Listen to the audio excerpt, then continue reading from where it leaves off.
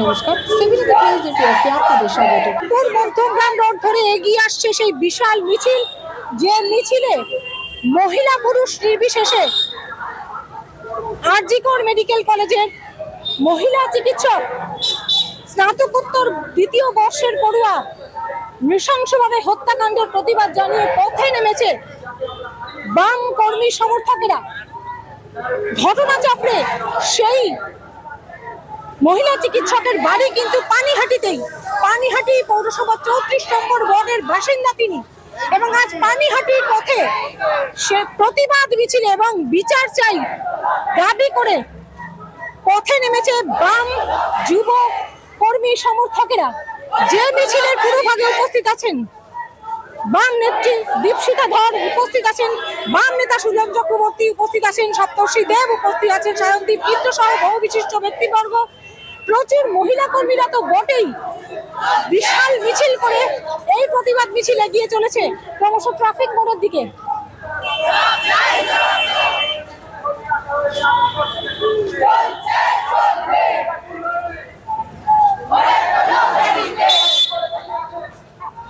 বর্বরচিত ঘটনা, ভয়াবহ। আমি বলবো এটা কি নির্ভয়া কাণ্ডের চাইতে কম কিছু বলে মনে হয় না, কামদুনির চাইতে কম কিছু মনে হয় না।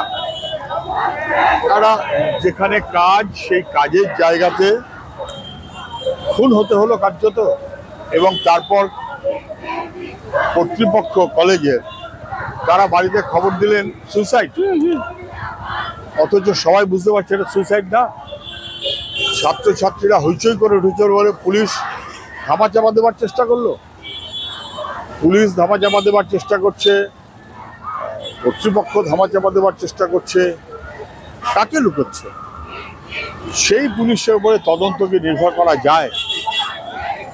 এই পুলিশের উপরে নির্ভর করে তদন্ত হতে পারে না। তারা বাবা মাকে কার্যত আটকে রেখে লাশ বেওয়ারিশ করতে চেয়েছে, এবং শেষমেশ আরেকবার যাতে পোস্টমর্টমের স্কোপ না থাকে তার ব্যবস্থা করে ফেলবে।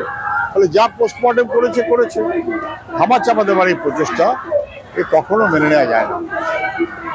নিরাপত্তার কতটা অভাব হলে যে হসপিটালে চাকরি করেন সেখানেই এইভাবে নৃশংস খুন। পশ্চিমবাংলায় মানুষের নিরাপত্তা নেই, মহিলাদের নিরাপত্তা নেই, চোখে আঙুল দিয়ে দেখিয়ে দিল। কামদুনির পরেও আবার একই ঘটনা, কার্যত চোখে আঙুল দিয়ে দেখিয়ে দিল। এটা কখনো হয় না। যথাযথ তদন্ত এবং শাস্তি, বিচার চাই।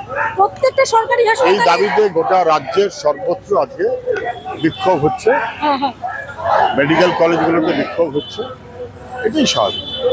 ধন্যবাদ সুজন। আমরা কথা বললাম,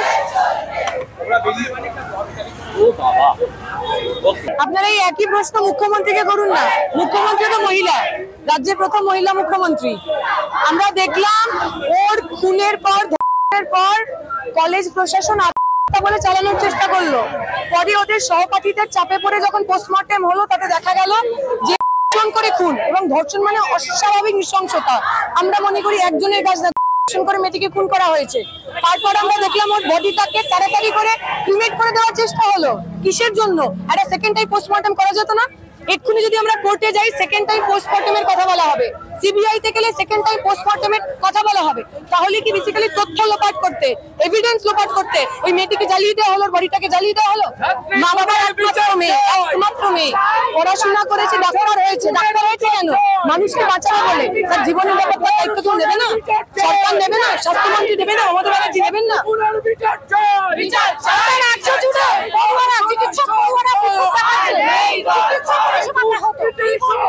কখনো কোন জিনিস ঠিক করার জন্য একটুখানি লোককে অসুবিধার মধ্যে বোঝাতে হয় যে কাদের আমরা নির্বাচিত করেছি, কাদের আমরা নেতা বানিয়েছি, যাদের হাতে আমার বাড়ির মেয়েটার নিরাপত্তা নেই, তাকে খুন করা যায়, ধর্ষণ করা যায় হাসপাতালের মধ্যে। হাসপাতালগুলো নিরাপদ হোক, তারপর নয় চিকিৎসা হবে। অলরেডি সারা রাজ্য জুড়ে আজকে আমরা আন্দোলন নেমেছি, কলকাতায় মিছিল হয়েছে, এখানে মিছিল হয়েছে। যতদিন না পর্যন্ত দোষীরা সাজা পাচ্ছে ততদিন পর্যন্ত লড়াই আমাদের লজ্জা, এটা পানিহাটির মানুষের লজ্জা, সারা পশ্চিমবাংলার মানুষের লজ্জা যে পানিহাটির একজন কৃতি সন্তান পড়াশুনো করে ডাক্তারি পাশ করলেন, তারপরে আরো বড় ডাক্তার হবেন বলে, এমডি করবেন বলে আরজি করার মতন প্রিমিয়াম হসপিটালে পেলেন, সেইখানে তিনি কর্মরত এবং একই সঙ্গে শিক্ষারত, সেই অবস্থায় তাকে করে মার্ডার করা হলো। এবং স্বাস্থ্যমন্ত্রী তো মুখ্যমন্ত্রী, পুলিশ মন্ত্রীও মুখ্যমন্ত্রী, তাহলে উত্তর তো ওনাকে দিতে হবে যে ঘটনা ঘটলো কেন, কারা ঘটালো, কি অবস্থা। যদি চাকরিরত অবস্থায়, কর্মরত অবস্থায় একজন ডাক্তারের এই পরিণতি হতে পারে, তাহলে পশ্চিমবাংলার সাধারণ মানুষের কি অবস্থা বুঝুন। আজকে ডাক্তারের সাথে যেটা হচ্ছে সেটা কালকে আরজি করে তো ফিমেল ওয়ার্ডেও হতে পারে, এসএসকেএমের ফিমেল ওয়ার্ডেও হতে পারে। তার মানে এই সরকারি হাসপাতালগুলো, যেগুলো বামফ্রন্টের সময় সাধারণ মানুষকে সাহায্য করবার, তাদের চিকিৎসার ব্যবস্থা করবার জায়গা ছিল, এগুলো এখন দুষ্কৃতীদের স্বর্গরাজ্যতে পরিণত হয়েছে। তারা এক বিন্দু ভাবছে না যে কলকাতা শহরের মাঝখানে শ্যামবাজার থেকে হিলছড়া দূরত্বে একটা বড় হাসপাতাল, সেই হাসপাতালের ভেতরে একজনকে করা যায়, এই ভাবনা আসবে কি করে দুষ্কৃতীদের মাথায়।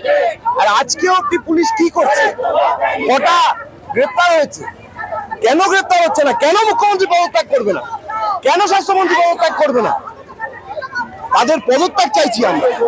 এই সরকারটার পদত্যাগ চাইছি, স্বাস্থ্যমন্ত্রীর পদত্যাগ চাইছি, পুলিশ মন্ত্রীর পদত্যাগ চাইছি, মুখ্যমন্ত্রীর পদত্যাগ চাইছি। আর এই ঘটনা যাতে আর কোনোদিনও না ঘটে, তাই জন্য এসএফআই, ডিওয়াইএফআই, মহিলা সমিতি, শিক্ষা সংগঠনগুলো আমরা রাস্তায় রয়েছি, মানুষের অতন্ত্র প্রহরী হিসেবে আমরা রাস্তায় রয়েছি।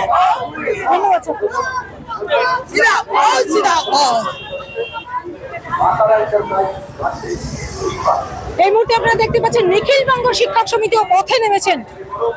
এই প্রতিবাদ মিছিলে বিচার চেয়ে নিখিলবঙ্গ শিক্ষক সমিতিও কিন্তু পথে নেমেছেন।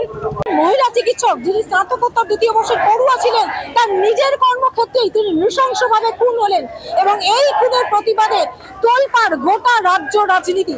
আর এই মুহূর্তে পানিহাটির পথে নেমেছে, প্রতিবাদ মিছিলে সামিল হয়েছে বামেরা।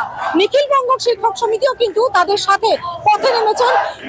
একটাই দাবি, বিচার চাই, এই মুহূর্তে সঠিক বিচার এবং দোষীদের দৃষ্টান্তমূলক শাস্তি চাই। আরো বিভিন্ন খবরের আপডেটের পাশাপাশি এই খবরের আপডেটও কিন্তু আমরা ধারাবাহিকভাবে তুলে ধরবো। আপনারা নজর রাখুন সেভেন নিউজের পর্দায়, লাইক করবেন, সাবস্ক্রাইব করবেন, বেল আইকন বাটন প্রেস করতে ভুলবেন না। শ্যামল পাল, গৌতমী নাথ, সেভেন নিউজ, জয় হিন্দ।